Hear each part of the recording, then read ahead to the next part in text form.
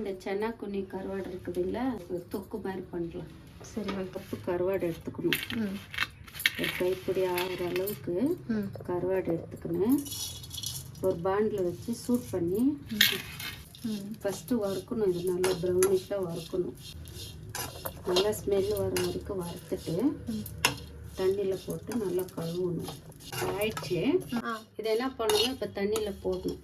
சூடோடவே தண்ணியில் போட்டுடணும். இது 2-3 டைம் நல்லா கழுவணும். அப்படி எடுத்து வைக்கணும் தட்டில். 2-3 டைம், இன்னும் 2 டைம் கழுவணும். 3 டைம் கழுவுன பின்னாடி அப்புறம் அவ்வளோ கருவாடு போட்டோம் இல்லையா, இப்போ இவ்வளோ தான் வந்திருக்குது. இதை நம்ம இப்போ தொக்கு பண்ணலாமா? இப்போ கடாய் சூட் பண்ணுறதுக்கு வச்சுருக்கிறேன். எண்ணெய் ஒரு 3 டீஸ்பூன் இருக்கும். கொஞ்சம் கடுகு போட்டுக்கணும். கடுகு பொரிஞ்சதும் கொஞ்சம் உளுத்தம்பருப்பு, கொஞ்சம் கடலப்பருப்பு போடணும். 10 கல் பூண்டு தட்டி வச்சுருந்தோம் இல்லையா, இஞ்சியும் அப்படியே போட்டுக்கலாம். தட்டி வச்சுருந்தோம்ல, வெங்காயத்தை போட்டுக்கலாம். கூடவே கருவேப்பிலை. இந்த வெங்காயம் சீக்கிரம் வதங்கணுன்னாக்க சும்மா ஒரு பிஞ்சு உப்பு இப்படி தூவிக்கணும். வணக்கணும்னா சீக்கிரமாக வதங்கிடுது. அப்புறமா இந்த நறுக்கி வச்சுருந்தோம்ல 2 தக்காளி, இதையும் போட்டு நல்லா வதக்கிக்கணும். வறுத்து கழுவி வச்சுருந்தோம்ல கருவாடு சென்னா குனி, இது கூடவே போட்டு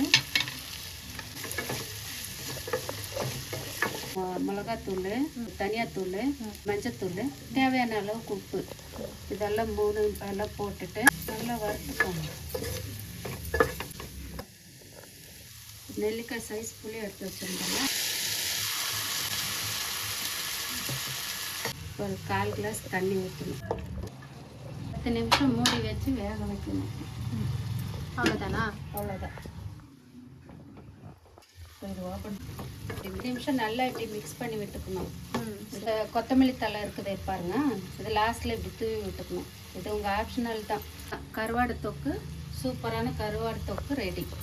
இது எங்கள் பாட்டியோட கைமணம். சூப்பர். சரி வாமா, இது கொஞ்சம் டேஸ்ட் பண்ணி பாரு.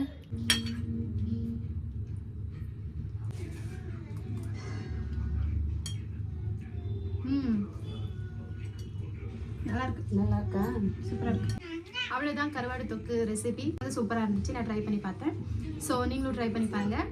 ஓகே, பாய். பாய்.